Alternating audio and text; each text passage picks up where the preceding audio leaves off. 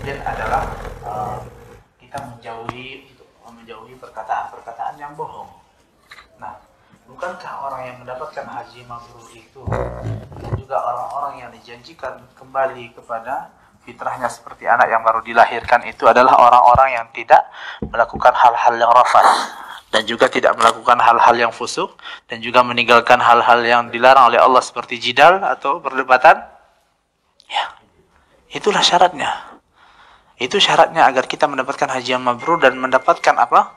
Fitrah kita kembali seperti anak yang baru dilahirkan. Nah, jadi kita dengan haji ini disuruh untuk meninggalkan perdebatan, melakukan kemaksiatan, ya, fusuk. Pak, Bu, saya sudah sampaikan di Jakarta.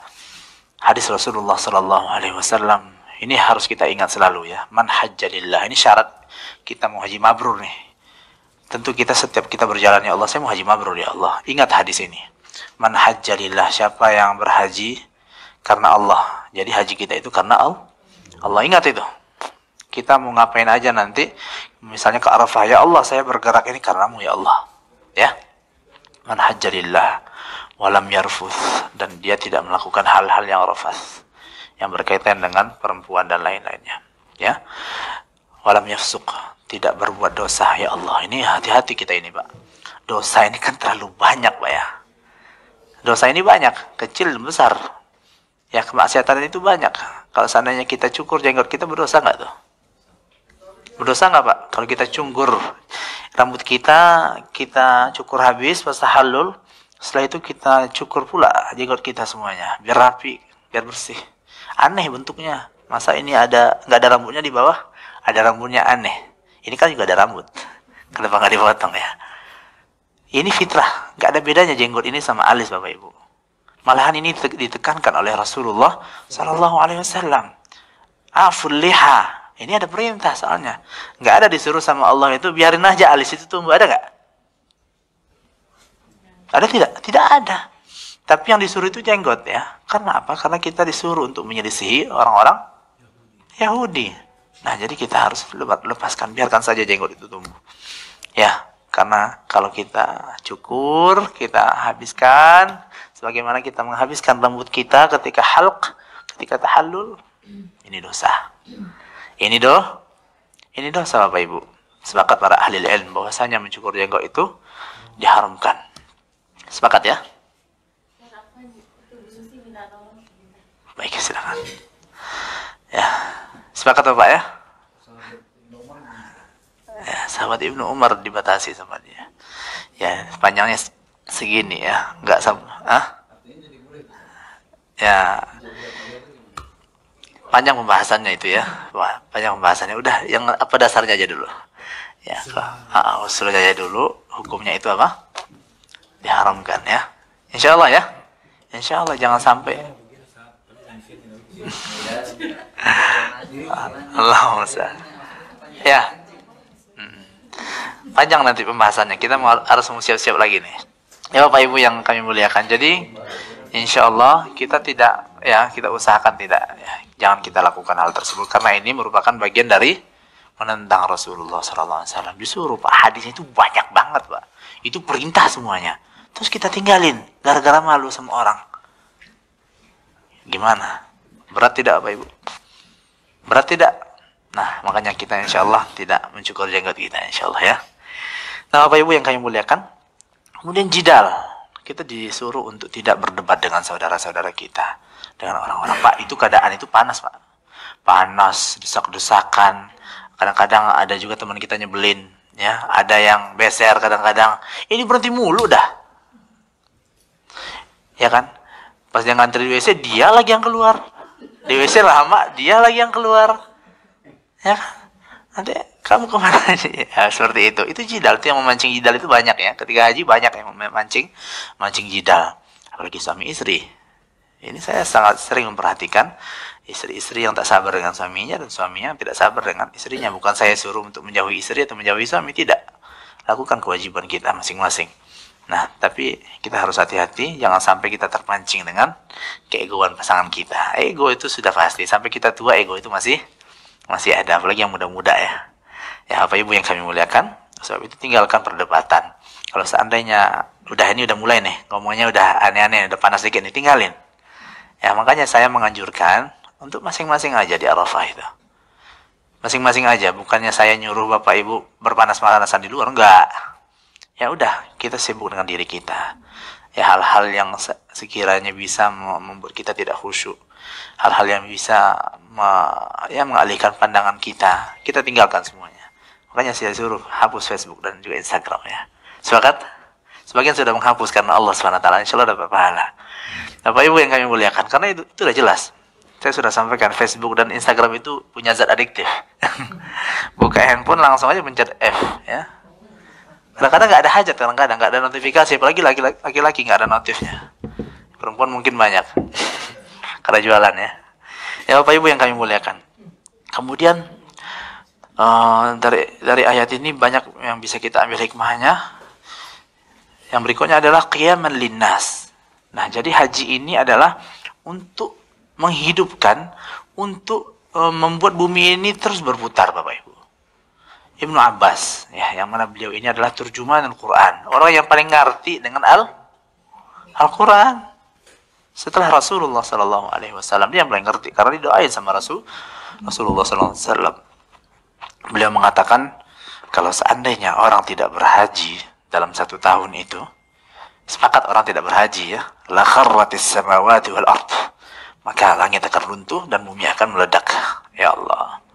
Makanya kita berhaji ini adalah untuk qiyaman linnas, untuk kehidupan ini tetap berlangsung, bumi berputar ya, dan juga kehidupan ini akan terus berlanjut. Nah, Bapak Ibu yang kami muliakan, ini perkataan Ibnu Umar ya. Berikutnya yang tak kalah lebih besar, dan memang itu salah satu hikmah terbesar dari pensyariatan ibadah haji adalah zikrullah, iqamatu zikrillah. Seperti yang saya sudah sampaikan tadi, semua ibadah itu adalah untuk berzikir kepada Allah Subhanahu wa taala. Tawaf apa zikirnya? Sejak kita istilam, bismillah Allahu akbar. Kemudian kita disunahkan untuk membaca doa-doa yang lain, zikir-zikir dan lain. Membaca apa? Rabbana atina fid dunya hasanah, itu doa ya. Dan itu juga bagian dari zikir, mengingat Allah Subhanahu wa taala. Kemudian kita pergi ke makam Ibrahim, wattakhidhu min maqami Ibrahim musalla. Kemudian yang kita lakukan semuanya di situ, ibadah di sana, salat. Salat itu kan zikir. Semuanya zikir ya. Semuanya zikir. Kemudian kita setelah itu pergi ke tempat sa'i, itu zikir juga. Apa zikirnya? Udah hafal? Ada yang sudah hafal? Allahu Akbar, Allahu Akbar, Allahu Akbar. Sudah hafal insyaallah ya. Itu zikir harian kita juga, tapi sifatnya sedikit berbeda. Ya Bapak Ibu yang kami muliakan, jadi semuanya itu adalah liqamati dzikrillah. Allah Subhanahu wa taala berfirman ya dalam surat Al-Hajj itu, liyashhadu manafi'a lahum wa yadhkuru ismallahi fi ayyamin ma'lumat. Yang kita disuruh sama Allah Subhanahu wa taala untuk melihat manfaat-manfaat, apa hikmah-hikmah yang bisa kita dapatkan dari haji. Pak, Bu, mohon maaf nih, kalau kita nggak haji, kalau kita seandainya istiqomah untuk berzikir setelah sholat, paling kita zikir sehari itu 500 zikir paling ya. Untuk 1 kali sholat, setelah itu kan berapa kali kita zikirnya? 3 kali 3 ya, 99 genepin aja jadi 100 kali 5 cuma 500 doang kita zikir sehari. Nah di sini Bapak Ibu kita lihat, Masya Allah, kita udah memakai ihram, kita sudah disunnahkan oleh Rasulullah SAW untuk membaca labbaik Allahumma labbaik labbaik la syarika lak labbaik. Dan juga dari awal Zulhijjah kita juga disunnahkan untuk membaca apa? Takbir mutlak. Allahu Akbar, Allahu Akbar, la ilaha illallah. Sudah. Jadi memang bulan haji ini bulan untuk berzikir. Kita lihat Bapak Ibu. Kemudian dibatasi sama Rasulullah SAW kapan kita membaca talbiyah itu. Sampai kita melihat kan, nggak baca zikir lagi. Ya kan? Ini kan ketentuan dari Rasulullah SAW. Kemudian setelah itu kita pun berniat untuk haji. Kita pun berangkat ke Mina membaca labbaik Allahumma labbaik labbaik la syarika lak labbaik. Sampai kapan? Sampai apa? Ada yang tahu? Sampai kita melontar jumrah Aqabah. Kalau kita udah melontar jumrah Aqabah itu nggak ada lagi talbiyah. Lihat Bapak Ibu. Lihat ini bagaimana ini Rasulullah ini mengajarkan kita untuk berzikir. Kalau kita mengada-ngada dalam berzikir, seenak kita saja, ya di waktu-waktu setelah sholat kita baca zikir-zikir yang lain, kemudian kita ajak orang untuk berzikir seperti itu tak ada ajarannya. Lihat ini, memang zikir itu ada tuntunan tuntunannya. Talbiyah itu juga ada tuntunannya. Nah, Bapak Ibu yang kami muliakan, itulah salah satu tujuan terbesar dari pensyariatan, ya, ibadah haji itu adalah untuk liqamati dzikrillah, untuk senantiasa berzikir kepada Allah. Yang pertama apa? Tauhid. Itu yang paling besar. Kemudian setelah itu kita membiasakan untuk tidak berdebat dan tidak membuat dosa. Setelah itu kita untuk meneruskan dunia ini berputar, ya. Kita melanjutkan kehidupan ini. Masya Allah, orang berhaji itu Masya Allah, ya, qiyaman linnas. Berikutnya adalah untuk berzikir kepada Allah Subhanahu wa taala, dan yang terakhir, ya, dan tadi saya majukan di awal, yaitu agar kita melihat manfaat-manfaat yang diberikan oleh Allah Subhanahu wa taala, ya. Manfaat-manfaatnya itu ada yang sifatnya itu ukhrawi, ada manfaat yang sifatnya itu duniawi, dan itu semua bisa kita saksikan. Nah, Bapak Ibu yang kami muliakan, dan juga manfaat-manfaat yang lain dari ibadah haji itu adalah ijtima'ul muslimin, ya. Masya Allah, Pak. Kalau kita ke Eropa mungkin, ya, untuk bersalaman sama orang itu kan agak kagok, ya. Kita menyapa orang itu agak gimana, ya. Tapi kalau di sini Masya Allah, ya, kita selalu berdampingan dengan mereka, kita salaman dengan mereka, tanya-tanya meskipun bahasa Inggris kita masih belepekan, ya. Tapi tetap aja mereka respect sama kita, dan itu merupakan hal yang sangat luar biasa sekali. Nggak ada tempat dunia yang, nggak ada di tempat lain yang seperti ini, nggak ada, Pak. Semua orang muslimin berkumpul semuanya, dan kita bisa bermuamalah dengan mereka, dan mereka pun respect kepada kita. Alhamdulillah kita negara Indonesia, orang-orang pada suka sama kita. Alhamdulillah, karena kita nggak punya musuh kayak negara-negara yang lainnya. Alhamdulillah, Bapak Ibu yang kami muliakan. Kemudian yang kedua, manfaat yang lainnya, ini sudah selesai yang ayat, ya. Yang ayat tadi ada berapa manfaat? Ada tauhid, jidal kita tinggalkan, kemudian meneruskan perputaran bumi, kemudian melakukan zikir kepada Allah, kemudian yang terakhir melihat manfaat duniawi dan ukhrawi. Ada 5, ya, ada 5. Nah, sekarang kita lihat manfaat-manfaat yang lain, dan ini saya rangkum dari istihad para ulama dan juga istimbat para ulama, ya. Ya, manfaat-manfaat yang lain tadi sudah kita sampaikan, apa? Istima'ul muslimin, kaum muslimin berkumpul. Dan berikutnya adalah zuhurul muslimin bihadzal madharul muwahhad. Ya Allah, Bapak Ibu bisa lihat sendiri. Masya Allah, ketika kita berhaji, kita akan menyaksikan satu pemandangan yang sama. Ya, orang kaya, miskin, pemandangannya sama semuanya.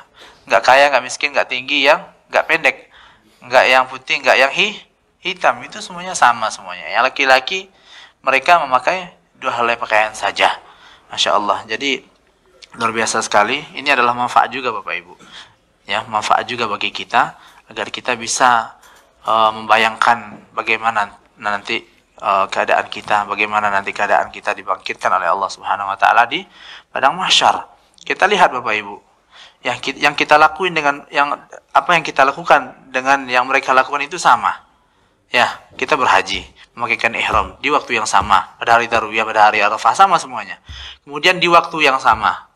Ya, kemudian bentuknya juga sama, zikirnya juga sama. Nah, jadi memang haji ini menyatukan kaum muslimin. Nah, jadi salah satu manfaat yang bisa kita saksikan dari ibadah haji ini adalah menyatukan kaum muslimin. Alhamdulillah. Kemudian manfaat yang tak kalah lebih besar lagi adalah hewan kurban, ya, hewan hadyu. Pak, Bu, Masya Allah, ini daging hadyu kita ini itu alhamdulillah dibagikan kepada orang Mekah, orang-orang Baladul Haram. Mungkin dari Bapak mungkin berpikiran, kalau seandainya yang berhaji 5 juta, berarti 5 juta ekor kambing, ya.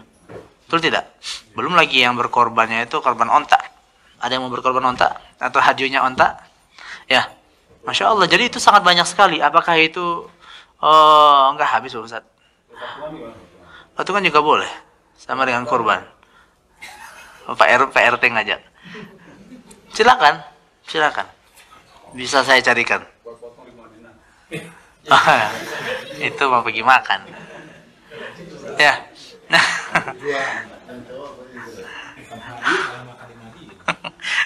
Ya, boleh kita makan sebagiannya, ya, dan yang banyak buat orang.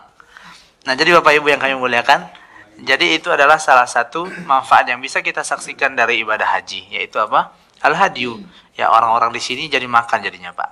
Pak, Bu, kami di Madinah, mahasiswa ya. Mahasiswa itu di sini, baik di sini atau di Madinah, yang kita jadi sasaran. Mustahiquz zakat. Yang mustahik as-sadaqah dan wakaf. Jadi kita itu jadi sasaran ya. Masya Allah kita dikasih terus Pak. Mahasiswa itu dikasih terus. Gak putus-putus. Mau kambing minta kasih. Kayak korban di Madinah itu cukup untuk setahun mahasiswa itu. Kapan minta? Sekali sebulan ambil berapa kilo gitu. Jangan yang saya orang Madinah. Ya, untuk haji untuk orang Mekah. Ya, Bapak Ibu yang kami muliakan. Jadi Masya Allah. Insya Allah daging-daging yang telah kita hadiahkan tadi kita hadiahkan kepada orang-orang di sini itu insya Allah akan diatur sebaik-baiknya dan akan diberikan kepada orang-orang yang memang betul-betul berhak untuk mendapatkannya. Nah, Bapak Ibu yang kami muliakan.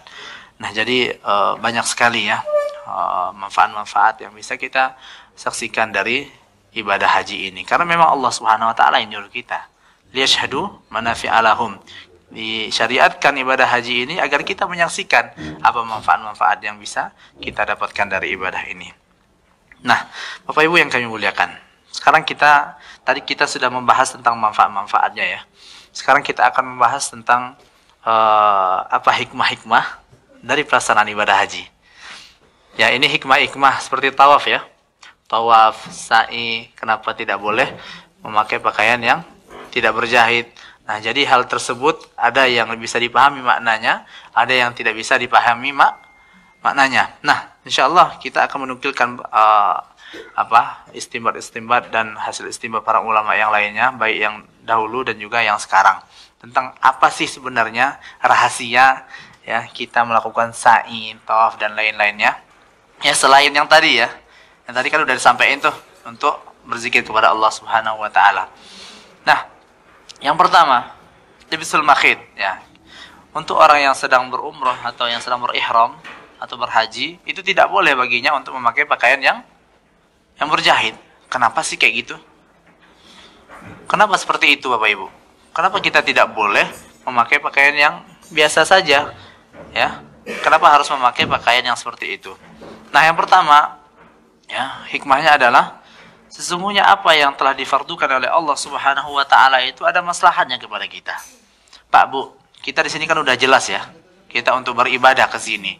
Kenapa Allah bikin aturan-aturan yang lain? Ini nggak boleh, pakai yang ini. Ada kemaslahatan di situ.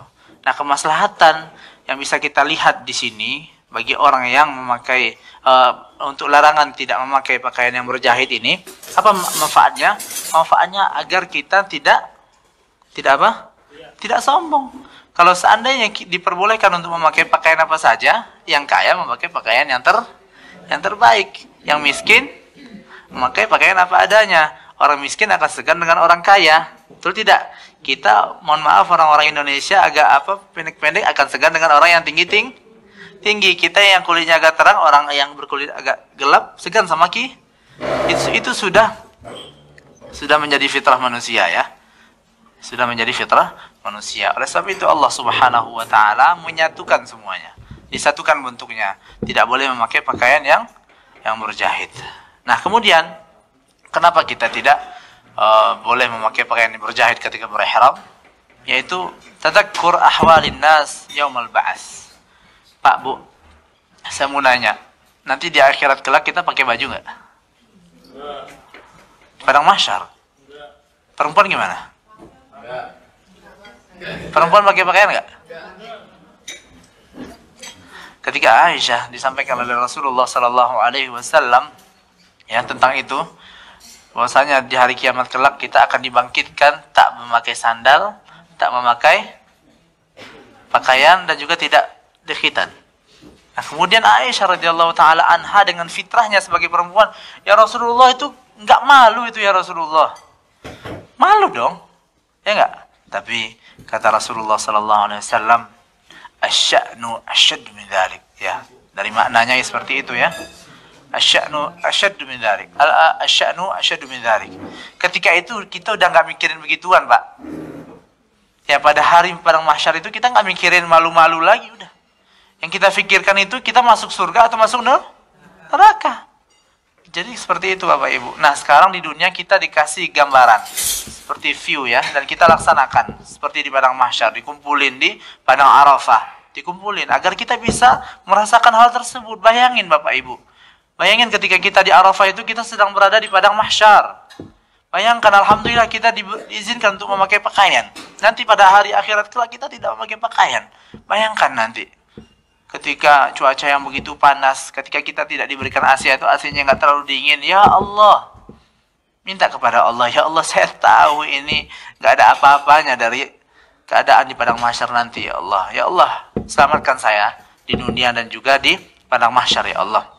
Minta kepada Allah Subhanahu wa taala, jadikanlah padang Arafah itu tempat kita kembali kepada Allah Subhanahu wa taala. Ini kesempatan, Pak. Datang Allah Subhanahu wa taala turun ke bumi untuk apa? Mendengarkan keluhan kita. Didengarin sama Allah. Mendekat Allah taala itu kepada kita. Tinggal kitanya mau doa apa enggak. Allah datang terus kita main Facebook. Allah datang mendekat kepada kita terus kita sibuk bercanda dengan teman kita. Ya Allah. Jadi ini adalah kesempatan bagi kita untuk membayangkan bagaimana keadaan nanti di padang mahsyar. Nah, oleh sebab itu Bapak Ibu yang kami muliakan, marilah kita persiapkan diri kita sebaik-baiknya untuk padang Arafah nanti. Kami mohon dengan sangat kepada Bapak Ibu, kalau Bapak Ibu ya tawafnya itu dilakukan, tawaf ifadahnya itu dilakukan di bukan hari yang ke-10 ya. Ya tidak apa-apa, tapi kalau untuk wukuf boleh nggak dilakuin di hari yang lain? Tidak, susah gantinya. Susah mencari gantinya ya, harus dilakukan pada tahun berikutnya. Ya, jangan sampai kita kecolongan pada 9 Zulhijjah ini. Di Arafah maksimalkan semaksimal mungkin. Siapkan doa-doa kita, siapkan buku-buku kita. Ingat saudara-saudara kita, minta sama Allah, ya Allah, perbanyak istighfar Bapak Ibu, perbanyak istighfar. Istighfar itulah yang paling mulia bagi kita, karena kita sudah tahu semuanya bahwasanya kita memiliki dosa yang begitu besar dan begitu banyak sekali. Nah, Bapak Ibu yang kami muliakan, kemudian kenapa kita tidak boleh memakai pakaian yang berjahit?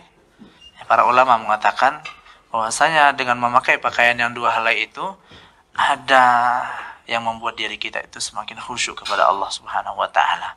Khusyuk nggak Pak kalau memakai kain ihram itu? Khusyuk Pak. Kita kalau ngebayangin nih Pak ya, depan Allah Subhanahu wa taala kita nggak punya apa-apa Pak. Kalau seandainya berlian masih nempel di badan ya, kalung yang beratnya 2-3 kilo masih bergelantungan di leher kita ya. Ya. Itu kita nggak bakal khusyuk Pak. Kita masih ada rasa bangga, rasa sombong kita di hadapan Allah Subhanahu wa taala. Tapi kalau kita cuma memakai pakaian dua helai itu doang, apa yang mau kita banggakan?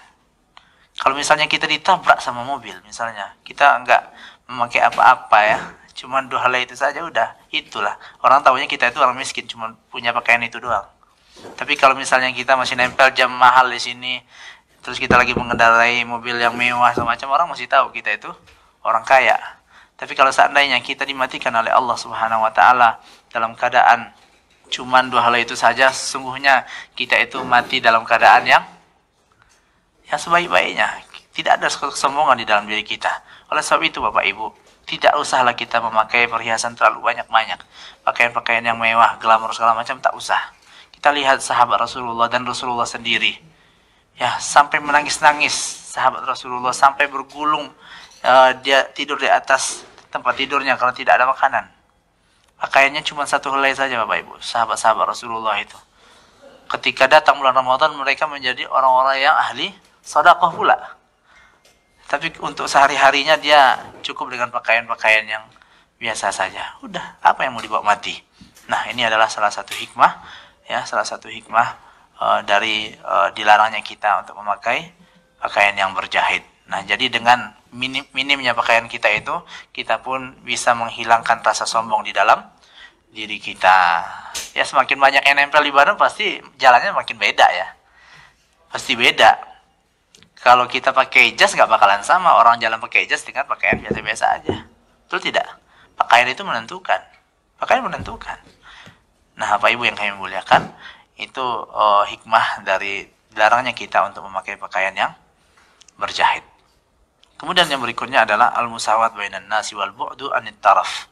Ya, kita sama dengan semua orang. nggak ada yang merasa hebat di situ. Nggak ada yang merasa dia itu jagoan. Nggak ada yang merasa di situ dia itu kayak apa yang mau dilihatin. Ya, ada apa yang mau dilihatin? Nggak ada yang bisa dilihatkan. Paling jam ya, paling jam. Paling apa lagi? Kacamata mahal ya, atau sandal. Pakai yang biasa-biasa aja. Nggak usah kita berlebih-lebihan, karena kita kesini ini pengen melihatkan kepada Allah Subhanahu wa taala akan kefakiran kita, akan kebutuhan kita kepada Allah Subhanahu wa taala. Bukan waktu untuk berdandan ria, bukan waktu untuk memperlihatkan kehebatan kita, ya, bukan waktu untuk memperlihatkan apa yang kita punya. Tapi kalau untuk sholat, lain lagi ceritanya ya. Masjidil Haram untuk sholat seperti ini nggak ada masalah pakai pakaian yang sebagus-bagusnya ya. Tapi ya tetap tidak berlebih-lebihan. Ya Bapak Ibu yang kami muliakan, itu hikmah yang bisa kita petik dari tidak bolehnya kita memakai pakaian yang berjahit. Nah, berikutnya adalah tawaf. Ya, kita sudah sampaikan tadi, udah kita jawab duluan tentang tawaf ini. Apa hikmah dari pensyariatan tawaf? Ini udah dikasih tahu sama Rasulullah SAW bahwa sesungguhnya tawaf ini tujuannya adalah untuk kita berzikir kepada Allah Subhanahu wa taala. Nah, kemudian mencium hajar aswad. Ada cium hajar aswadnya kan? Apa sebenarnya hikmah dari mencium hajar aswad ini, Pak? Ibnu Hajar mengatakan dalam kitab Fathul Bari, menukilkan perkataan salah seorang sahabat Al-Malhab atau Al-Mulahib. Dikatakan oleh beliau bahwasanya mencium hajar aswad itu sama dengan peristiwa yang terjadi ketika Allah Subhanahu wa taala menyuruh iblis untuk bersujud kepada Nabi Adam. Apa korelasinya, Pak? Kira-kira apa korelasinya?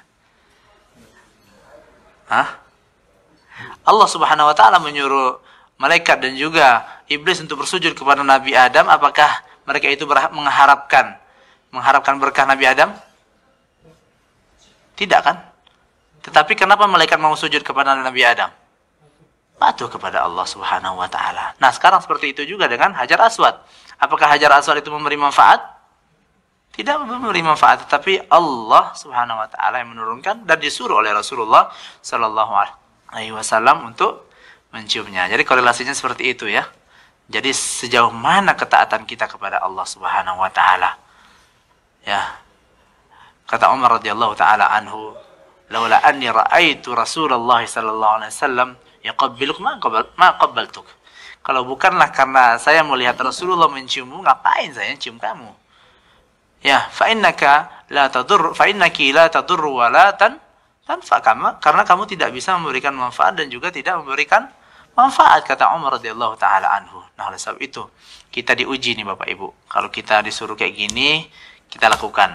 Kita disuruh untuk melakukan ibadah-ibadah atau melepaskan jenggot atau membiarkan jenggot, sami'na wa ata'na. Seperti itu Bapak Ibu. Itu berlaku untuk semua ibadah dan juga perintah-perintah Rasulullah dan juga Allah Subhanahu wa taala. Jadi bukan ketika haji saja ya.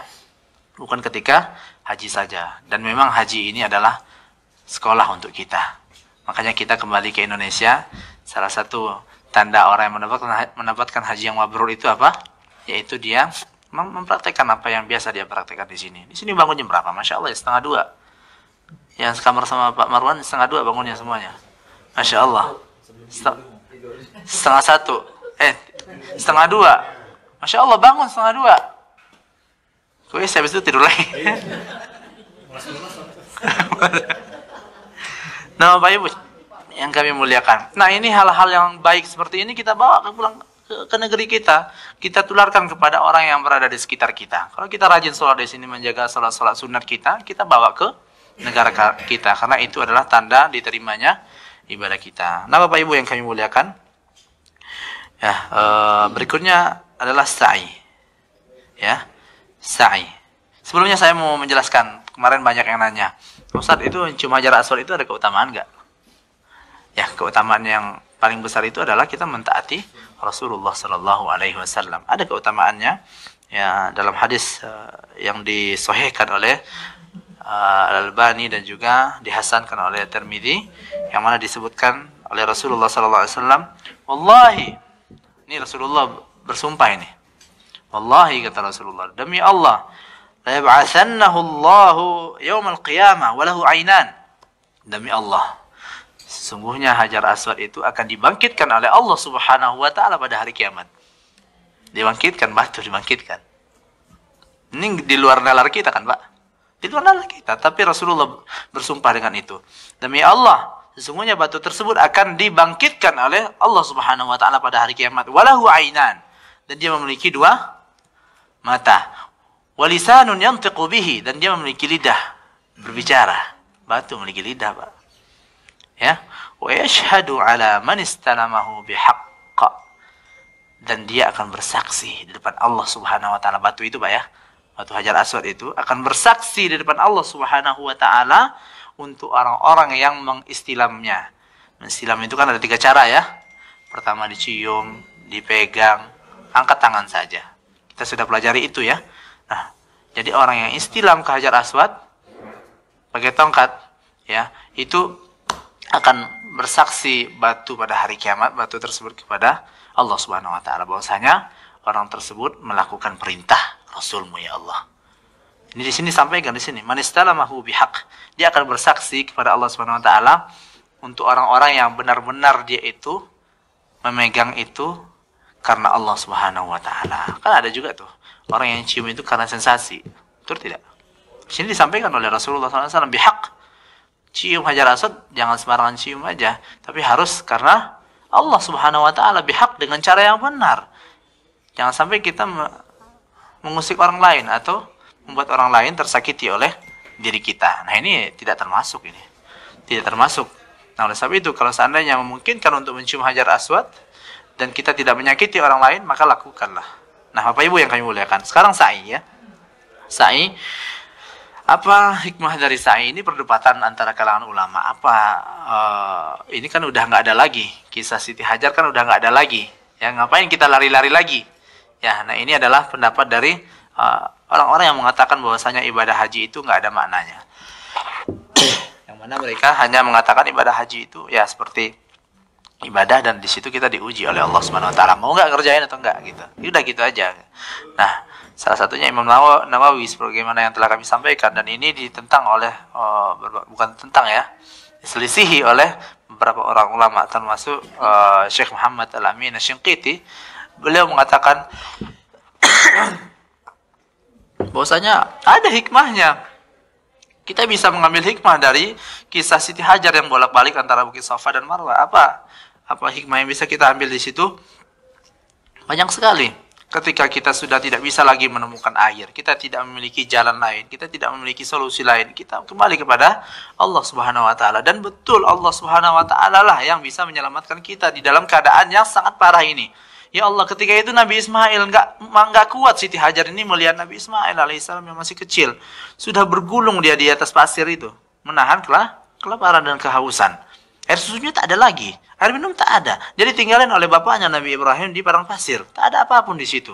Air tak ada, makanan tak ada, dan orang juga tak ada di sana. Pepohonan tak ada, tandus batu semuanya. Tapi tetap ya Siti Hajar mencari air. Ketika sampai di Bukit Safa tak ada juga. Sampai di Bukit Marwah juga tidak ada. Sampai dia enggan untuk melihat kepada anaknya. Karena kasihan sekali lihat anaknya yang sudah kelaparan dan kehausan. Nah, Bapak Ibu yang kami muliakan, jadi di sini hikmahnya adalah untuk sa'i itu, kalau kita ditimpa berbagai macam musibah, kita ditimpa dengan berbagai macam ujian, ingatlah kisah Siti Hajar, ya. Meskipun Siti itu sebenarnya tidak perlu kita sampaikan, ya, tapi sudah menjadi hal yang biasa untuk kita sampaikan sama orang Indonesia. Siti itu berasal dari kata sayyidati, ya. Artinya ya seperti apa itu kalau Siti itu, kalau laki-laki tuan, kalau ibu-ibu nyonya, ya seperti itulah maknanya. Jadi Hajar istri Ibrahim alaihissalam ketika itu dia meminta kepada Allah Subhanahu wa taala, dan akhirnya Allah Subhanahu wa taala mengirimkan air Zam-Zam yang keluar persis di depan Ka'bah sekarang. Alhamdulillah. Nah, itu bisa kita saksikan, Masya Allah, sampai hari kiamat kelak air itu tidak akan habis-habis, terus diberikan oleh Allah Subhanahu wa taala kepada kita. Kalau seandainya orang-orang kafir itu dia mau ya mencari tahu air Zam-Zam masuk Islam ya sebenarnya, dan dia mau beriman dikit aja, nggak usah beriman banyak, Dia mau mempercayai Zam-Zam ini adalah mukjizat yang diturunkan untuk kaum untuk umat Nabi Muhammad. Udah bentar lagi dia masuk Islam itu. Akhirnya nggak berhenti, nggak berhenti Pak Bu.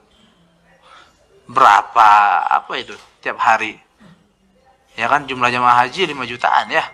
Dikasih 5 liter. Belum lagi yang dikirim ke Masjid Nabawi. Ya Allah, nggak habis-habis Pak. Satu sumber doang. Belum lagi yang dibawa Pak RT. Ya Bapak Ibu yang kami muliakan. Jadi Masya Allah, ini adalah mukjizat yang diturunkan oleh Allah Subhanahu wa Ta'ala kepada umat Nabi besar Muhammad Sallallahu Alaihi Wasallam. Ya, jadi apa hikmahnya kita sa'i tadi? Hikmahnya apa? Agar kita bisa merasakan bahwasanya Allah Subhanahu wa Ta'ala lah menjadi tujuan hidup kita, baik kita dalam keadaan senang ataupun dalam keadaan susah. Kita harus senantiasa mengingat Allah Subhanahu wa Ta'ala. Nah, berikutnya mabit di Mina. Ngapain mabit di Mina? Kan banyak di situ, ada Aziziyah juga di situ. Ada tempat-tempat yang lain, ngapain kita harus di Mina? Ya, kita nggak bisa memikirkan itu, kita nggak bisa menalari itu. Nah, sebagian ulama mereka berijtihad, ya. Seperti Syekh bin Baz rahimahullah, beliau mengatakan bahwasanya hikmah di balik kita diwajibkan oleh Allah Subhanahu wa Ta'ala untuk mabit di Mina. Apa hukum mabit di Mina? Wajib apa rukun? Berbeda ulama ya. Ikhtilaf ulama di antara jamaah. Ya, hukumnya itu apa? Wajib. Kalau seandainya kita tidak mabit, maka kita harus bayar dam. Nah, Syekh bin Baz dia beristimbat. Ya, mungkin kata dia. Mungkin hikmahnya itu agar memudahkan orang yang berhaji itu mudah untuk melontar jumroh. Ya, kalau seandainya dia mabit agak jauh, ya susah dia bolak-balik karena waktunya terbatas. Kalau seandainya dia nafarsani, dia pengen nafarsani. Ya, kemudian dia berangkat setelah menjelang zuhur misalnya kan, desak-desakan dan dia jauh dari Aziziyah misalnya atau daerah-daerah lain ya misalnya. Nah, nanti kalau misalnya udah masuk maghrib dan dia juga belum keluar dari Mina, kan kasihan. Dia harus nafarsani, sedangkan dia terburu-buru. Dia nggak kuat lagi udah mau menyelesaikan ibadah haji. Nah, jadi itu hikmahnya ya. Itu hikmah dari kita harus mabit di Mina. Itu adalah istimbat dan juga istihad yang disampaikan oleh ulama-ulama kita. Nah, berikutnya Romyul Jimar. Romyul Jimar yaitu melontar jumrah. Ngapain kita melontar jumrah? Apa tujuannya kita melontar jumrah? Yang jelas yang paling utama itu adalah perintah Allah Subhanahu wa Ta'ala. Ya, dan juga Rasulullah sallallahu alaihi wasallam. Nah, dan juga disampaikan oleh Rasulullah sallallahu alaihi wasallam, "Innama ju'ila at-tawafu bil baiti was-sa'i baina as-safa wal marwa wa ramyul jimar li iqamati dzikrillah." Ya, semuanya itu tawaf, sa'i dan juga melontar jumrah itu untuk berzikir kepada Allah. Bukankah kita melontar jumrah itu membaca Allahu Akbar? Baca Allahu Akbar kan? Allahu Akbar, Allahu Akbar. Setelah itu kita berdoa menghadap ke Ka'bah. Semuanya doa zikir. Seperti itu semuanya. Ya, kita balik ke tenda kita baca zikir juga, doa juga. Ya, pada hari tasyrik kita harus membaca talbiyah juga, bukan talbiyah. Ya, takbir ya. Takbir muqayyad. Apa itu takbir muqayyad? Allahu Akbar, Allahu Akbar, la ilaha illallah, wallahu akbar, Allahu Akbar walillahil hamd. Kita baca juga pada hari tasyrik, betul tidak? Nah, sebelum itu juga kita baca zikir juga. Jadi Zulhijjah ini kita perbanyak berzikir. Jadi bulan Zulhijjah itu memang bulan untuk berzikir mengingat Allah Subhanahu wa Ta'ala. Tapi ya seperti itu. Apalagi orang Indonesia malu ya untuk menegakkan sunnah, untuk takbir mutlak ini. Ada tidak dari jamaah sekalian yang melihat jamaah-jamaah di masjid yang mempraktikkan sunnah ini? Bertakbir dia? Ada tidak? Ada yang sudah pernah melihat? Ada ya? Tapi sedikit. Malu-malu pula. Malu-malu pula ya. Nah, jadi memang seharusnya kita bertakbir sebesar-besarnya. Sebagaimana yang dipraktekkan oleh Abu Hurairah dan juga Ibnu Umar. Masuk ke pasar, bertakbir pula orang pasar itu dengan takbirnya Ibnu Umar dan Abu Hurairah. Allahu Akbar, Allah, ramai jadinya. Seharusnya kita bisa mempraktekkan itu. Tapi ya karena kita pemalu. Hah? 1-10. Ya, mutlak. Kita lakukan kapan saja, tidak terikat dengan waktu sholat. Ya, tapi kalau udah Idul Adha itu muqayyad. Ya, Bapak Ibu yang kami muliakan, itu untuk melontar jumrah. Dan semua itu adalah untuk membesarkan syiar-syiar Allah Subhanahu wa taala. Dzalik wa may yu'azzim sya'airallah fa innaha min taqwal qulub. Ya, itu semua adalah untuk menegakkan, untuk membesarkan syiar-syiar Allah. Fa innaha min taqwal qulub. Jadi semakin banyak kita berzikir, maka kita semakin baik hati kita, semakin bertakwa kita kepada Allah Subhanahu wa taala. Nah, itu tujuan daripada ibadah haji itu, agar kita senantiasa berzikir. Ya, mudah-mudahan Allah Subhanahu wa taala menjadikan kita semua sebagai orang-orang yang mendapatkan haji yang mabrur insyaallah taala. Dan perlu kami sampaikan juga Bapak Ibu yang sedang berhaji Islam. Ya, ada yang berhaji untuk orang lain, ada yang berhaji untuk haji sunnah, bukan haji wajib. Kami sampaikan, kami tegaskan Bapak Ibu, kalau seandainya haji Bapak Ibu itu adalah haji yang, ini nyala nggak sih? Tes. Nggak nyala ya? La ilaha illallah. Nggak diingetin. Ya, kalau seandainya Bapak Ibu yang kami muliakan, hajinya itu adalah haji yang wajib atau haji rukun, hati-hati Pak. Hati-hati Pak, Bu. Hati-hati. Jangan sampai kita buang-buang kesempatan ini, karena ini cuma sekali Pak. Kalau seandainya kita mau ngulang lagi, besok saya haji lagi deh, insya Allah proyek jalan terus nih. Bisa aja dia ngomong kayak gitu kan, bisa aja, tapi umur nggak tahu ya. Tapi perlu kita ketahui, yang namanya ibadah rukun, ibadah wajib tidak akan sama nilainya dengan ibadah sunnah. Kalau kita mau haji tahun depan lagi silakan, tapi jatuhnya pahalanya sama nggak? Beda. Makanya bagi yang berhaji wajib, mati-matian sekarang. Usahain sekarang ini kita mendapatkan haji yang mabrur. Zikir terus. Ya, banyak meminta kepada Allah, ya Allah wafiqni ya Rabb.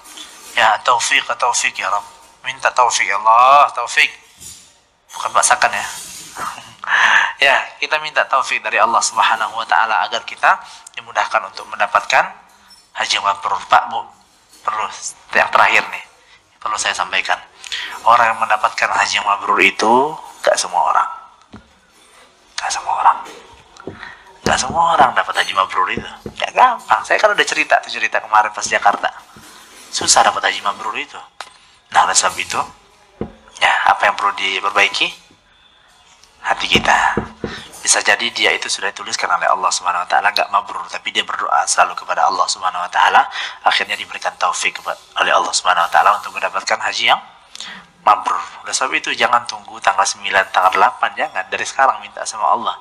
Ya, buat Allah Subhanahu wa taala itu ya menjadikan kita haji yang mabrur, minta sama Allah, karena semuanya itu di tangan Allah Subhanahu wa taala. Nah, mungkin itu saja, sudah jam 10. Ya, sudah 1 jam berlalu. Mungkin ini saja yang bisa kami sampaikan terkait untuk kajian kita yang berikutnya. Insya Allah akan kita lanjutkan di rumah singgah, dan kita akan menghabiskan insya Allah buku haji ya, bekal haji. Insya Allah berfaedah Bapak Ibu ya.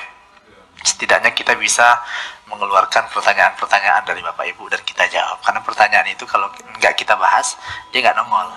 Nongolnya itu kalau udah sholat biasanya. Setelah salat, aduh, apa sih hukumnya sebenarnya? Iya nggak? Itu taswis syaitan itu ya. Waswas syaitan. Silakan kita buka aja.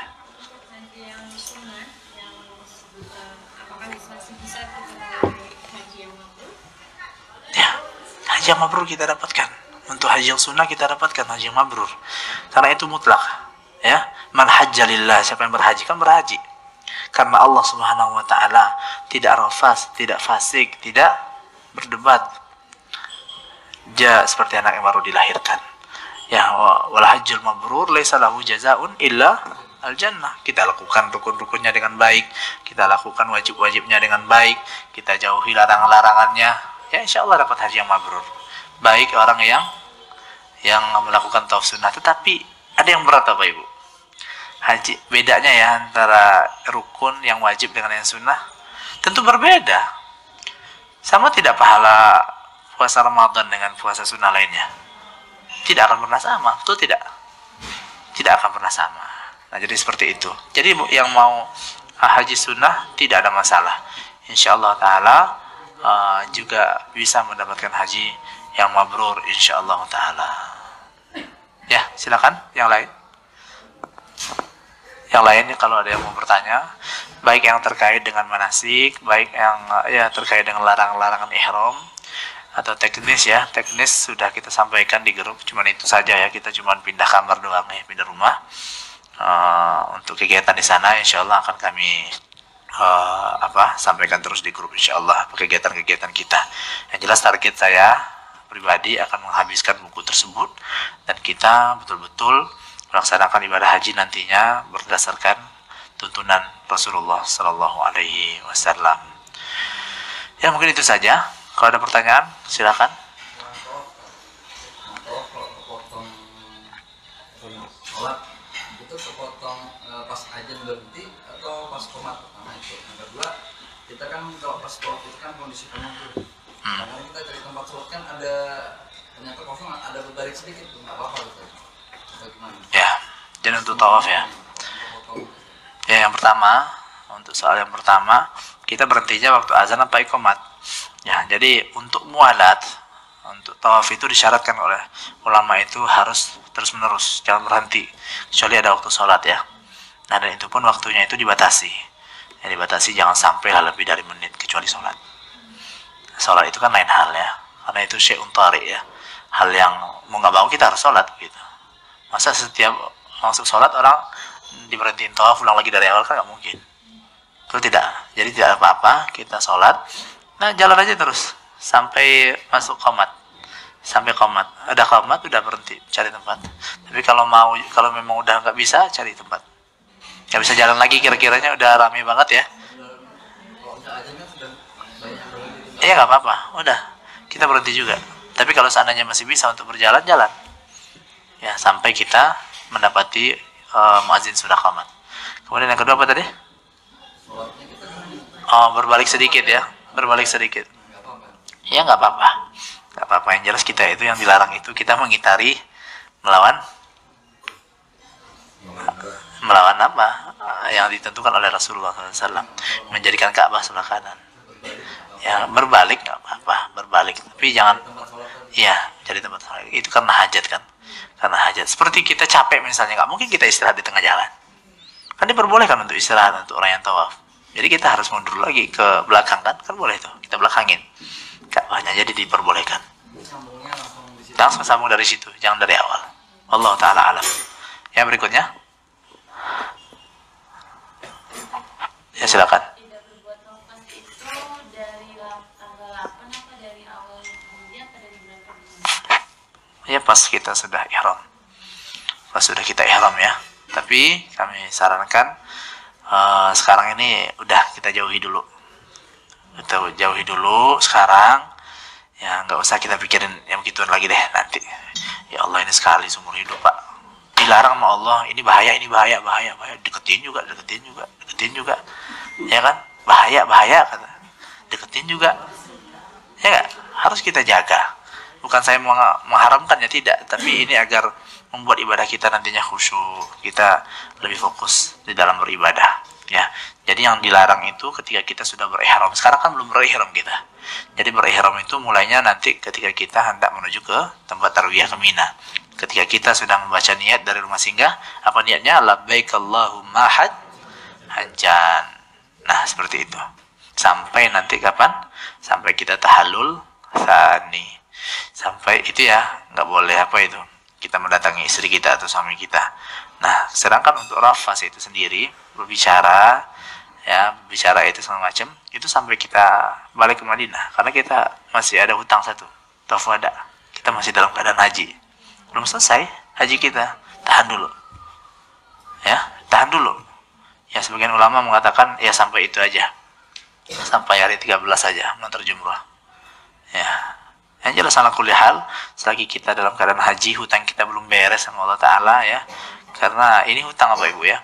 Hutang harus kita laksanakan dengan sebaik-baiknya. Nah setelah itu, ya silahkan. Tapi jangan rafas yang diharamkan ya. Rafas yang dihalalkan. Ya hal-hal yang sudah ditulis oleh Allah Subhanahu Wa Ta'ala. Nah itu saja Bu ya, jelas insyaAllah Bu ya. Untuk umrah itu ada tawaf wada itu hanya untuk ibadah haji ya.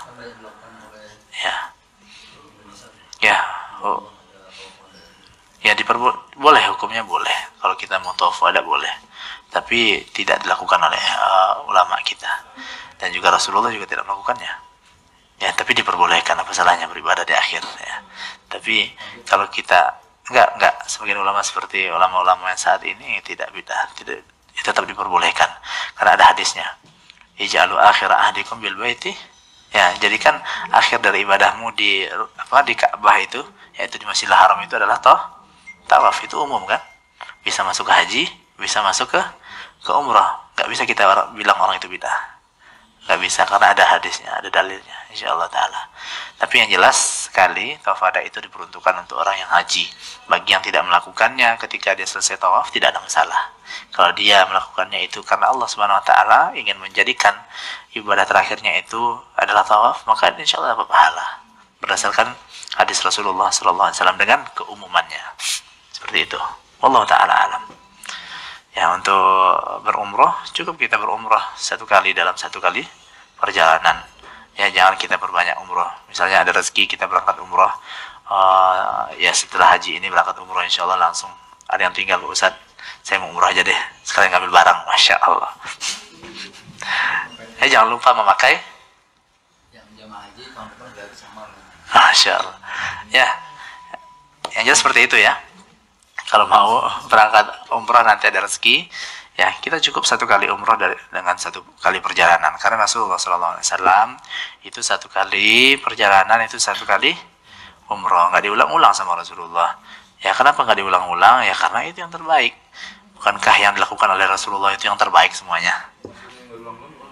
Ulang-ulang itu dia udah selesai umrah. Setelah itu dia ngambil mikot lagi, umroh lagi, mikot lagi, umroh lagi. Bahkan itu diperjualbelikan hal tersebut, itu nggak boleh. Itu jalan-jalan orang travel itu, Allah yahdi. Ya, berangkat sama kita, sama Ustaz Fadil, umroh 20 kali. Ya. Gak ada terima itu, ngelaporin. Benar Pak, benar ada seperti itu. Ya, benar. Jadi memang Rasulullah SAW itu satu kali safar, satu kali umrah, karena itu tuntunan dari Rasulullah SAW. Kalaulah seandainya hal tersebut bagus, ya kalaulah seandainya hal tersebut afdol, maka Rasulullah dan juga sahabat-sahabatnya telah melakukannya.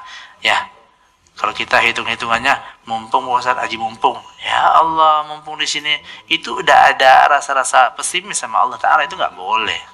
Mumpung di sini kayak nggak diundang lagi ke sini, benar nggak? Amar insya Allah masih baru berdiri, insya Allah tetap buka. Dan juga travel-travel lainnya masih dikit-dikit jemaahnya, belum banyak kayak Armina Reka dan lain-lainnya. Bisa kita pakai travel manapun untuk kita berangkat ke sini. Ya Pak Ibu yang kami muliakan. Ya, jadi seperti itu ya, bisa dipahami ya. Jadi kalau untuk umroh ke sini, insya Allah di bulan-bulan berikutnya satu kali saja. Ya, karena Rasulullah SAW kalau dia hitung-hitungannya mumpung di sini, banyak juga yang mau dibadalin sama Rasulullah SAW. Betul tidak? Khadijah juga meninggal. Wah, ini badalin Khadijah aja deh kita. Ya enggak? Kalau seandainya kita memakai otak kita beribadah seperti itu jadinya, kita yang capek jadinya. Betul tidak? Nah, oleh sebab itu, yang lebih afdol untuk orang yang meninggal itu, orang tua kita itu adalah doa. Sampai berkurban pun, itu sebagian ulama seperti Syekh Utsaimin mengatakan, kita nasihati orang yang ingin berkorban untuk keluarganya itu, untuk bapak ibunya yang sudah meninggal, kita nasihati dia, mendingan kamu berdoa saja untuk orang tua, itu lebih afdol. Karena sudah jelas Bapak Ibu ya, sudah jelas. Idza mata ibnu Adam inqata'a amaluhu illa min thalas. Mati anak Adam, ada 3 ibadah, ada 3 hal yang tidak terputus. Apa yang pertama? Sedekahun jariyah, berwakaf, ya, berwakaf. Kemudian apa lagi? Apa lagi? Ilmu yang bermanfaat. Kemudian yang 3, doa anak yang soleh. Kalau mau doanya itu sampai, jadi harus jadi anak soleh dulu ya. Tapi kalau misalnya kita orang yang fajir, orang yang toleh, kita tidak soleh, tetap aja nggak nyampe. Nah, haji sampai. Kalau untuk sampainya sampai. Untuk badal haji itu disuruh oleh Rasulullah SAW. Ini khilaf di kalangan ahli ilmu ya. Apakah kita harus membatalkan orang tua kita yang sudah meninggal? Wajib tidak gitu. Di kalangan Syafi'iyah itu diwajibkan, diambil dari ra'sumalihi, diambil dari harta yang dia tinggalkan. Jadi ketika ahli waris ya, ketika pembagian harta warisan, itu dipisahkan hartanya tersebut untuk haji, ya, untuk badal ya. Dan itu bisa siapa saja, tidak mesti keluarga yang melaksanakan badal tersebut. Ya, dan sebagian ulama lain mengatakan tidak mesti. Udah meninggal kok, ngapain berhaji lagi, tidak wajib ya. Tapi kalau kita mau membadalkan tidak ada masalah juga. Dan itu adalah amalan yang baik juga, dan termasuk birrul walidain kepada orang tua kita. Allah taala alam. Berikutnya sebelum kita tutup, fadhol. Itu kalau sa'i itu kan Safa Marwah itu harus benar-benar dekat atau sebelumnya terus kayak di lantai 3 kan boleh tuh Ustaz. Ya. Itu harus ngiterin dulu. Enggak lah, enggak. Kita yakin aja udah naik, kita kan bisa lihat batunya. Kalau kita lantai 3 kan ya kelihatan juga batunya, kira-kirain aja. Itu kan pendakian tanjakan itu yang bikin siapa? Baru sekarang adanya. Dan memang Gunung Safa dan Marwah itu udah nggak kayak dulu lagi, udah banyak itu yang hancur. Jadi kita yakin aja, aman-aman aja, tapi nggak mesti muter ya. Kalau lantai 2, 3 tuh kan harus muter tuh, katanya begitu. Nggak mesti. Kita udah pastikan kita udah di Gunung Safa, balik. Kita udah pastikan kita udah di Bukit Marwah, udah naik rasanya, kira-kira kita udah melihat dari gunung nih. Ya, bismillah kita balik. Nggak mesti berputar. Apa Ibu mungkin belum ke atas ya? Di atas itu putarannya jauh Pak, bulat. Nah makanya kemarin itu saya arahkan ke lantai dasar, enteng ya. Itu yang paling enteng, yang paling mudah dan paling asli, original. Yang original itu dari arah Marwah ke Safa, itu yang original itu. Kecil doang tuh, sebesar itu tempatnya. Yang di atas sudah pasti nggak original lagi. Makanya saya arahkan ke situ, dan ya kami rasa itu lebih afdol seperti itu. Allah taala alam. Berikutnya, silakan.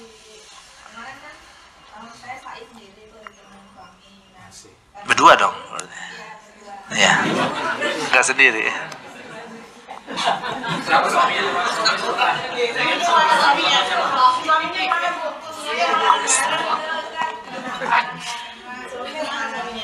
Itu karena nggak ada dipanggilkan sendiri, ada yang lupa itu Ustaz waktu di sofa. Iya. Itu 3 kali ya. Hmm. Nah itu sekali aja Ustaz. Kalau udah selesai tuh baru ingat kalau ternyata harus 3 kali. Ya, untuk zikir-zikir itu tidak wajib ya. Hukumnya sunnah. Kalau tertinggal tidak ada masalah. Ya, jelas Bu ya? Oke. Gak ada masalah, jangan takut Bu. Jangan takut, bisa kita ganti dengan amalan-amalan yang lain. Kita perbanyak ibadah istighfar sebanyak-banyaknya. Kita berzikir sebanyak-banyaknya. Ya, yang lainnya silakan.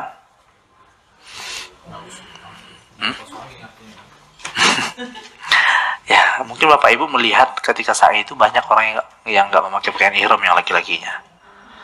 Itu nggak main itu. Sa'i sunnah. Ya ada sa'i sunnah ada Bu ya. Ya makanya saya juga kaget. Nggak ada. Bidah itu. Ya. Ada yang pakai itu kayak kain kafan ya? Kain kafan. Iya, itu katanya nanti buat dipakai kalau dia meninggal, dipakein gitu. Nah, mulai itu khurafat itu. Ya, nggak ada seperti itu, nggak ada. Nggak boleh, itu nggak diajarin sama syariat. Siapkan kain kafan. Iya, kalau meninggalnya jelas di kampung dia. Kalau meninggalnya nggak ada masalah. Jepit nggak ada masalah. Yang nggak boleh itu dijahit seperti itu. Digabungin 2 sisinya itu. Badannya gede soalnya, nggak bisa diginiin, nggak cukup kainnya, dan gampang jatuh. Mereka kan untuk gerak susah, gede badannya. Nggak apa-apa, memakai peniti pun juga nggak masalah. Silakan.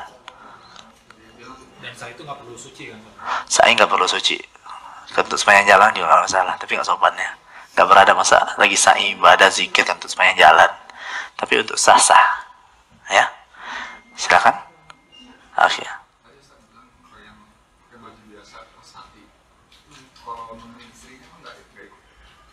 Ya dia nggak dapat pahala nemenin istri doang.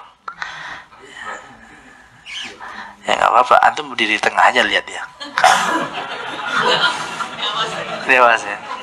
Mereka pakai sabot sih. Ya kan nggak dapat pahala juga soalnya. Ya kan mahram kan nggak apa-apa, nggak mesti dekat terus kan. Ya nggak mesti dekat terus mahram. Itu pantau aja, aman nggak? kasih bendera.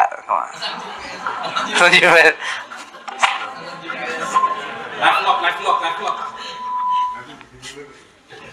Ya seperti itu bisa dipahami ya. Berarti doanya pun juga nggak makbul ketika sa'i yang kedua gitu. Gimana? Kan kalau Safa Marwah itu kan tempat yang makbul berdoa. Itu muta'alliq bin nusuk. Itu tuh berkaitan dengan ibadah itu sendiri. Seperti orang mau doa menjelang iftar misalnya. Sekarang kita doa terus tiap hari gitu. Harus puasa dulu baru diijabah oleh Allah, seperti itu. Harus sa'i dulu yang sah baru kita berdoa, baru diijabah oleh Allah Subhanahu wa taala. Ya, bisa dipahami ya. Jadi itu berkaitan dengan ibadah yang sedang kita lakukan. Secara ketentuan berlaku. Silakan Pak Sukondo, Pak RW. Wakil RT ya. Silakan. Saya mau nanya, apa bedanya nafar awal sama nafar sani? Ini berat kajiannya. Kalau dari tanya begini saya puyeng nih. Saya jawab nggak? Bapak Ibu yang kami muliakan, kita di sini tidak sendiri. Itu yang paling penting. Kita di sini adalah jamaah. Kita berkewajiban untuk menjaga saudara kita. Ya, kita pada saat Rasulullah SAW hendak menuju ke Madinah, udah mau balik ya. Kemudian Safiyah haid. Kemudian kaget Rasulullah. Bisa tuh dahiyah. Dia bikin kita apa? Bikin kita tertahan di sini. Lihat Pak ya. Lihat ini. Bisa tuh nahiyah. Dia bikin kita tertahan. Nah, jadi di sini bisa kita lihat Pak, Rasulullah itu menjaga kebersamaan. Betul tidak Pak? Dijaga sama Rasulullah kebersamaan. Waduh, kita udah mau berangkat, malah dia haid sekarang. Udah tahu belum dia? Nah, kan gitu. Ya enggak? Nah, jadi kebersamaan itu penting. Ya, kalau seandainya gara-gara kita pula, ya, yang lain terbengkalai, nah itu kalau seandainya, ya, kalau seandainya semuanya sepakat dan semuanya itu mau. Tapi kalau seandainya ada dari kita yang membawa anak, membawa istri yang kurang sehat, kemudian sebagian ya macam-macam, kita nggak selalu menjadikan ibu-ibu berwaju hitam ya, bukan kambing hitam ya, nggak sahabat. Ibu-ibu berwaju hitam ini tidak selalu kita salahkan mereka, tidak. Jangan kita jadikan mereka ini yang membuat kita itu tidak mengambil nafas sani, jangan. Karena Rasulullah juga memperhatikan itu. Lebih daripada itu dikasih keringanan sama Allah.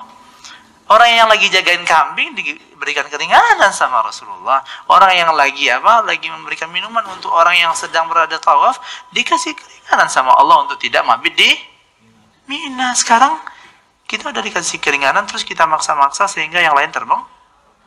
Itu nggak benar. Sepakat semuanya? Oke. Jadi nafar awal itu afdol. Tapi karena sudah dari awal kita berkomitmen dan ini adalah keputusan dari penyelenggara dan juga kemarin sudah diadakan survei ya. Ya kita minta listnya, bahkan dibikinkan list siapa yang mau dan ditutup menjelang zuhur waktu di Indonesia. Nah, jadi bismillah kalau seandainya mau nafar tsani, masalah silahkan, tidak ada masalah. Tapi dengan syarat apa? Dengan syarat ketentuan dan syarat berlaku. Ya, dia harus menginap lagi semalam di situ. Kalau untuk makan ya kita usahakan semampu kita. Kalau seandainya tentu tidak akan sama makannya itu dengan pas kita lagi di sana bareng-bareng ya. Nah, nggak ada yang melayani. Mungkin pas hari-hari biasa saya yang nganterin satu-satu. Tapi setelah itu saya udah berangkat. Saya nafar awal ya. Karena mayoritas jamaah pada nafar awal.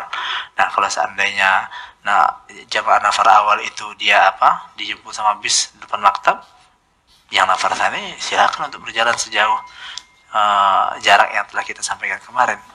Jauh lumayan itu. Ya, kalaupun kita bisa mencari taksinya. Ya, kalaupun kita nggak nyasar ya, belum lagi. Jadi kekhawatiran itu timbul di benak kami sehingga akhirnya kami pun menegaskan kembali untuk mengambil nafar awal dan kami menguatkan apa yang dipilih oleh pihak penyelenggara. Tapi kalau mau juga bismillah, kita tidak melarang. Bahkan kami apresiasi. Dan itu apresiasi kami kepada yang nafar tsani itu tidak mengurangi haji yang nafar awal. Tidak ada pengaruhnya, sedikit pun tak ada pengaruhnya. Pak Bu, kita lihat ya. Ya, faman ta'ajjala fala itsma alaih.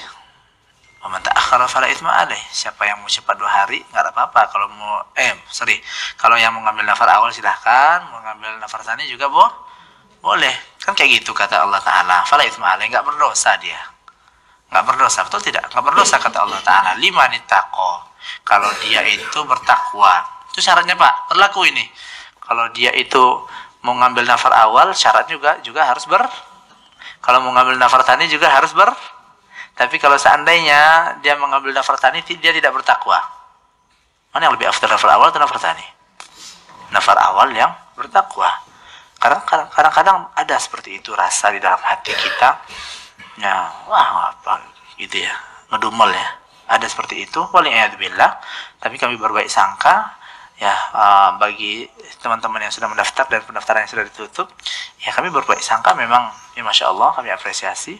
Dan yang nafar awal jangan berkecil hati, ya, karena masalah Allah Ta'ala lebih daripada itu. Rasulullah berikan keringanan Bapak Ibu, karena yang kaidah pertama tadi, kita bersama-sama,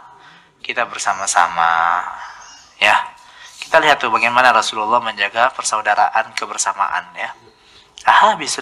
Ahabisatuna hiya, dia bikin kita telat, dia bikin kita jadi nunggu-nunggu, dia bikin kita jadi orang-orang jadi marah, ngedumel. Kita nggak mau kayak gitu. Rasulullah aja nggak menerima itu. Betul tidak? Nah, jadi kesimpulannya ya seperti itu yang bisa kami sampaikan ya. Jadi bedanya ya nggak ada bedanya sebenarnya. Ya kalau untuk nafar tsani itu tetap pahalanya ada lebihnya karena dia semakin lama di situ, semakin kucel ya. Semakin kucel ada pahalanya pastinya. Dan juga itu pahalanya ya. Kita pun juga bisa melakukan hal-hal yang lain insyaallah ta'ala. Wallahu ta'ala alam. Ada pertanyaan? Jelas Pak Sukondo ya? Pak Sukondo ini nafar awal atau nafar tsani ini? Nafar awal ya? Ya. Mati dia. Soal titipannya. Ya, mungkin itu yang bisa kami sampaikan. Sekarang sudah jam 10:30. Kita tutup saja untuk persiapan untuk berangkatan kita habis zuhur nanti. Yang ada persiapan yang khusus ya, barang-barang saja kita siapkan nanti insyaallah di sana sudah disambut insyaallah oleh tim kita. Yang jelas kita harus tetap memaksimalkan waktu kita, segera ke Masjidil Haram sekarang untuk memperbanyak ibadah, minta sama Allah, karena kita nggak ada jaminan nih ke Masjidil Haram lagi pas di rumah singgah. Ya, silakan. Besok ikut juga kan ke apartemen? Iyalah Pak, sampai bawa pulang Pak.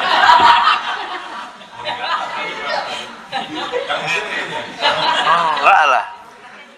Udah begini-begini Pak, udah. Ya biasa.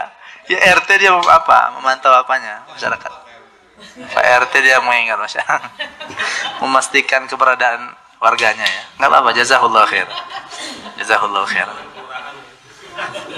Laporan lengkap nggak tuh? Ya. Yang perlu kita informasikan ini Pak RT kita. Ya Bapak Ibu yang kami muliakan. Jadi seperti itu, maksimalkan waktu yang tersisa. Karena untuk pergi ke Masjidil Haram lagi mungkin sedikit susah. Bisa aja cari taksi. Ya, tapi ya nanti susah. Paling saya nanti dipanggil, Ustaz, mau ke Masjidil Haram, Ustaz. Ngapain? Shopping. Aduh. Susah katanya kan. Kalau mau ibadah bismillah, gak ada masalah. Ada taksi saja. Nggak ada. Bisa masuk lagi mobil-mobil kalau dari Kuda. Dari Kuda ya. Allah Ta'ala alam. Gak tahu nah. Yang jelas seperti itu. Kita maksimalkan waktu kita yang sekarang untuk beribadah, berzikir di Masjidil Haram, minta sama Allah satu minta. Mohon sama Allah. Minta satu ini, taufik ya Allah, kasih taufik ya Allah, kasih taufik ya Allah. Dia yang restu Pak, dia yang ngasih restu kita sudah dapat haji mabrur. Minta sama Allah. Sekarang pergi ke Masjidil Haram, tawaf di Ka'bah, ya berdoa depan multazam, minta satu itu, taufik ya Allah. Minta taufik, itu yang akan memudahkan kita untuk mendapatkan haji yang mabrur dan hilangkan kesombongan di dalam diri kita. Itu saja yang bisa kami sampaikan. Wassallallahu ala nabiyina Muhammad. Subhanakallahumma bihamdika asyhadu an la ilaha illa anta astaghfiruka wa atubu ilaik. Wassalamualaikum warahmatullahi wabarakatuh.